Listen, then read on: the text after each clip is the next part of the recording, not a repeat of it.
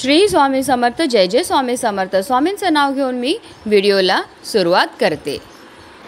कार्तिक महिन्याच्या शुक्ल पक्षात येणाऱ्या एकादशीला प्रबोधिनी एकादशी म्हणतात.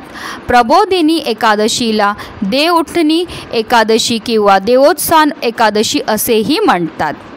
एकादशीला हिंदू धर्मात विशेष महत्त्व आहे आणि सर्व व्रतांमध्ये एकादशीचे व्रत श्रेष्ठ मानले जाते.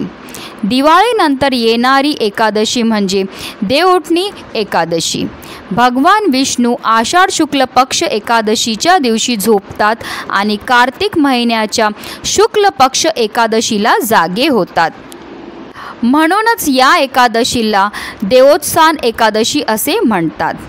हिंदू मान्यतानुसार देवउठणी एकादशीच्या दिवशी भगवान विष्णू 4 महिन्याच्या झोपेनंतर क्षीरसागरातून जागे होतात. देवोत्थान एकादशीच्या दिवशी तुळशी विवाहही आयोजित केला जातो.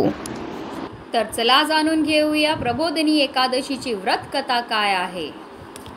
पण त्याआधी जर तुम्ही माझ्या चॅनलवर नवीन असतील तर चॅनलला सबस्क्राईब करा आणि शेजारी बेल आयकॉन सुद्धा प्रेस करा, जेणेकरून तुम्हाला माझ्या नवीन व्हिडिओचं नोटिफिकेशन मिळत राहील. देवोत्थान एकादशी ही तुळशी विवाह म्हणूनही साजरी केली जाते. देवोत्थान एकादशीचे व्रत खऱ्या मनाने व भक्तिभावाने पाळणाऱ्या व्यक्तीचे सर्व पापे नष्ट होतात आणि त्याचे सर्व दुःख दूर होतात असे म्हटले जाते. तर चला जाणून घेऊया प्रबोधिनी एकादशीची व्रत कथा काय आहे. एक वेळ अशी आली की नारदजींनी ब्रह्मदेवांना विचारले, हे पिता, कृपया मला प्रबोधिनी एकादशीचे महत्त्व स्पष्टपणे सांगावे. हे ऐकून ब्रह्माजी म्हणाले, हे पुत्रा, कार्तिक महिन्याच्या शुक्ल पक्षात येणाऱ्या या एकादशीचे फळ 1000 अश्वमेध आणि 100 राजसूय यज्ञाच्या बरोबरीचे आहे. आश्चर्यचकित होऊन नारदजी विचारले, हे पिता, या एकादशीला संध्याकाळी भोजन आणि दिवसभर उपवास केल्याने काय परिणाम होतात, कृपया करून सांगावे. यावर ब्रह्मदेव म्हणाले, हे नारद, एका संध्याकाळी भोजन केल्याने 2 जन्माची पापे नष्ट होतात आणि दिवसभर उपवास केल्याने 7 जन्माची पापे नष्ट होतात. जी गोष्ट तिन्ही लोकात मिळणे कठीण आहे ती प्रबोधिनी एकादशीच्या व्रताने सहज मिळते. प्रबोधिनी एकादशीच्या दिवशी जो कोणी भक्तिभावाने सत्कर्म करतो त्याचे सत्कर्म पर्वतासारखे बलवान होते. जो मनुष्य प्रबोधिनी एकादशीच्या व्रताची केवळ अंतःकरणापासून निश्चय करतो त्याचे अनेक जन्माची पापे नष्ट होतात. जे लोक प्रबोधिनी एकादशीच्या दिवशी रात्री जागरण करतात त्यांच्या आधीच्या आणि पुढच्या 10 पिढ्या विष्णू लोकात राहतात. प्रबोधिनी एकादशीच्या दिवशी रात्री जागरण केल्याचे फळ अश्वमेध इत्यादी यज्ञ करण्यापेक्षाही मोठे आहे. या संपूर्ण जगात केवळ त्या व्यक्तीचे जीवन यशस्वी आहे ज्याने प्रबोधिनी एकादशीचे व्रत करून आपल्या कुटुंबाची शुद्धी आणि पावन केले आहे. प्रबोधिनी एकादशीचे व्रत करणाऱ्याच्या घरी जगातील सर्व यात्रेकरू राहतात. भगवान विष्णूंना प्रसन्न करण्यासाठी प्रबोधिनी एकादशीचे व्रत अवश्य करावे, कारण हे एकादशी भगवान विष्णूंची अत्यंत प्रिय अशी एकादशी आहे. या एकादशीच्या व्रताने मनुष्य जन्ममृत्यूच्या फेऱ्यातून मुक्त होतो. प्रबोधिनी एकादशीचे व्रताचे पुण्य संपूर्ण जीवनातील पुण्यापेक्षा मोठे आहे. त्यामुळे पुत्रा, तूही भगवान विष्णूंची यथायोग्य पूजा कर. कार्तिक महिन्यात भगवंतांची कथा वाचन किंवा श्रवण केल्याने 100 गायीचे दान केल्यासारखे फळ मिळते.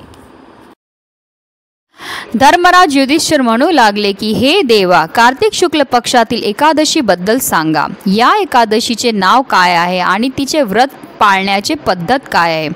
हे व्रत केल्याने कोणते फळ मिळते, कृपया हे सर्व मला सांगावे. तेव्हा भगवान श्रीकृष्ण म्हणाले, कार्तिक महिन्याच्या शुक्ल पक्षातील तुळशी विवाहाच्या दिवशी येणाऱ्या या एकादशीला विष्णू प्रबोधिनी एकादशी, देव प्रबोधिनी एकादशी, देवोत्थान, देवउठणी एकादशी, देव गोवर्धनी एकादशी, कार्तिक शुक्ल एकादशी आणि कार्तिक शुक्ल प्रबोधिनी एकादशी असे म्हणतात.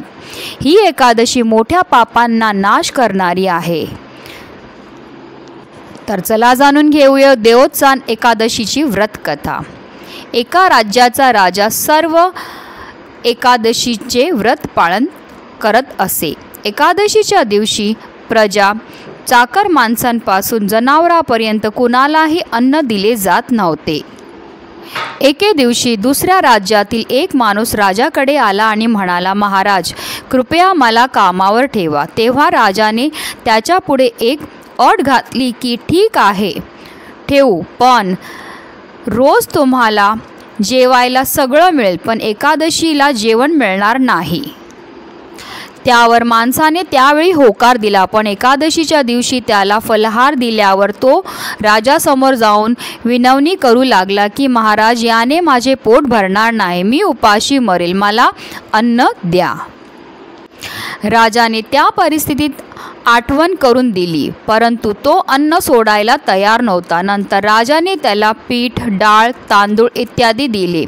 नेहमीप्रमाणे तो नदीवर पोहोचला, आंघोळ करून अन्न शिजवू लागला. जेवण तयार झाल्यावर तो देवाला हाक मारू लागला की ये देवा, अन्न तयार आहे. त्याच्या हाकेवर भगवान पीतांबर धारण करून चतुर्भुज रूपात आले आणि प्रेमाने त्याच्यासोबत भोजन करू लागले. अन्न खाऊन देव अंतर्ध्यान पावले आणि तो आपल्या कामाला गेला. 15 दिवसांनी पुढच्या एकादशीला तो राजाला म्हणू लागला, महाराज, मला दुप्पट सामग्री द्या. त्या दिवशी मी उपाशी राहिलो. राजाने कारण विचारले असता त्याने सांगितले की देवही माझ्यासोबत जेवतो, म्हणूनच ही सामग्री आम्हा दोघांसाठी पूर्ण नाही.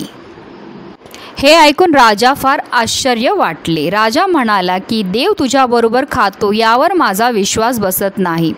मी खूप व्रत पाळतो आणि पूजा करतो, पण देव मला कधीच दिसला नाही. राजाचे म्हणणे ऐकून तो म्हणाला की महाराज, विश्वास बसत नसेल तर या आणि बघा. राजा एका झाडामागे लपून बसला. त्या व्यक्तीने जेवण तयार केले आणि देवाला हाक मारली, पण देव आला नाही. शेवटी तो म्हणाला की अरे देवा, तू आला नाहीस तर नदीत उडी मारून मी जीव देईन. पण देव आला नाही. मग प्राण अर्पण करण्यासाठी तो नदीकडे निघाला. आपल्या प्राणाची आहुती देण्याची त्याचा ठाम इरादा जाणून लवकरच देव प्रकट झाले आणि त्याला थांबवले आणि त्यांनी एकत्र बसून जेवण केले. खाऊन पिऊन झाल्यावर त्यांनी त्याला आपल्या विमानात बसून आपल्या निवासस्थानी नेले. हे पाहून राजाने विचार केला की मन शुद्ध असल्याशिवाय उपवासाचा फायदा नाही. यातून राजाला ज्ञान प्राप्त झाले. त्याने नेहमी मनापासून उपवास सुरू केला आणि शेवटी स्वर्गाची प्राप्ती झाली. अशी ही देवोत्थान एकादशीची व्रतकथा पूर्ण झाली. केवळ कथेचं श्रवण केल्याने सुद्धा आपल्याला 100 गायी दान केल्याचं पुण्य प्राप्त होतं. म्हणूनच व्हिडिओ जास्तीत जास्त लोकांपर्यंत शेअर करा, जेणेकरून सगळ्यांना याचा लाभ मिळेल. श्री स्वामी समर्थ. जय जय स्वामी समर्थ.